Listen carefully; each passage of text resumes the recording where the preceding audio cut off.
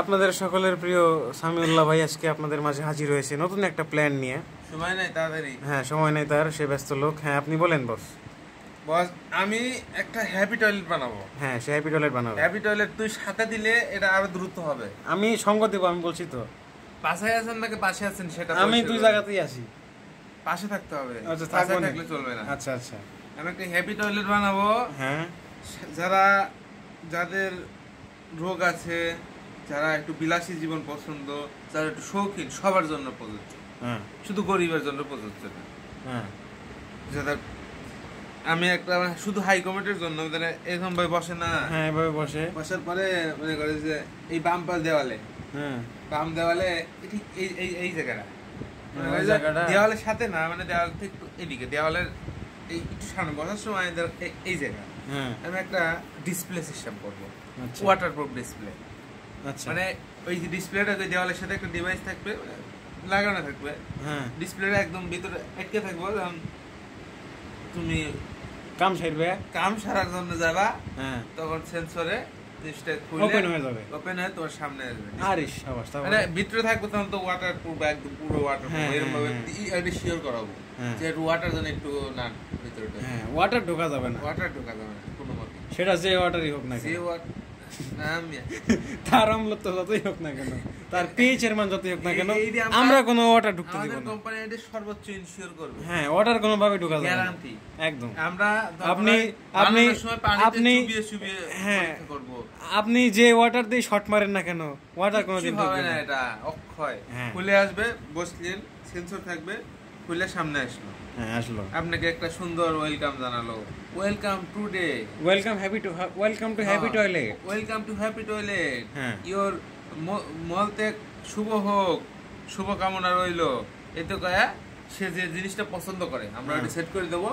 টিপ search touch কিছু যা লাগবে না, ওই জিনিসটা প্লে হবে। ধরেন সে নিউজ পছন্দ করে, একটা বড় মানুষ রাজনীতিবিদ, সেটা নিউজ পছন্দ করে, সে নিউজ দেখার সময় পায় না, সারাদিন কাজে ব্যস্ত থাকে, সে এই সময়টা এই যে টয়লেটে গেল এই 10 থেকে 15 মিনিট, এই সময়টা নষ্ট করবে কোনোভাবেই নষ্ট করবে না। সে একটা বিজনেসম্যান, সে একটা চাকরিজীবী, সে সময়ের মূল্য অনেক। সে বসলো, সে একটা স্টুডেন্ট, তার সময়ের মূল্য অসীম। সে আসলো, বসলো, পিডিএফটা বের করে স্লাইড দেখা শুরু করে দিল, উদ্ভাসের স্লাইড দেখা শুরু করে দিবে।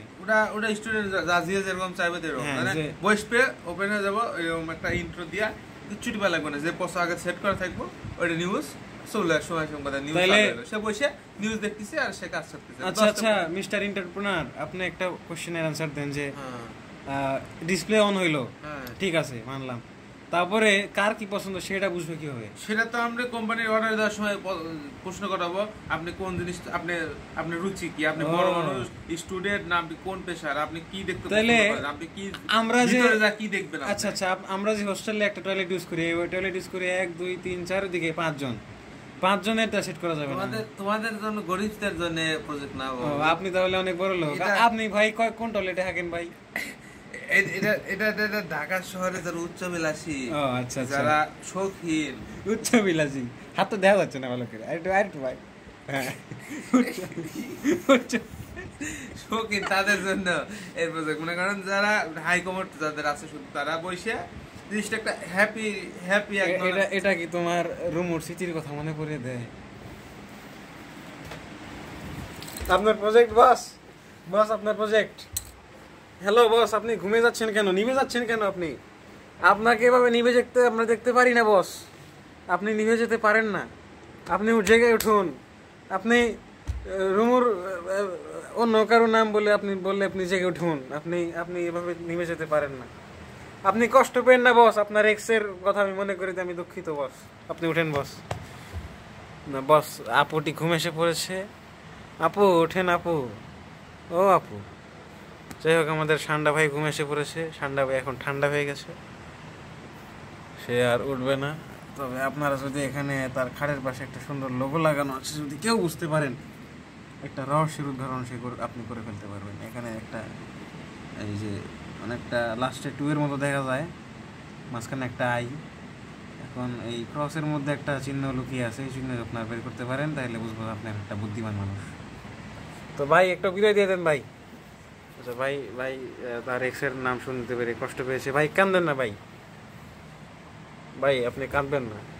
আচ্ছা ভাই কাঁদতেছে না, না কি করতেছে জানি না। যাই হোক, আমরা জানি না এটা আসলে কার এত বড় ছিদ্র, তবে হয়তোবা বিষয়টা তার সাথে মিলে গিয়েছে বলেই সেভাবে কষ্ট পেয়ে নিভে গিয়েছে। আমরা তার আত্মার মাগফিরাত কামনা করে এখানেই বিদায় নিচ্ছি বাতাবি লেবুর পক্ষ থেকে। আসসালামু আলাইকুম।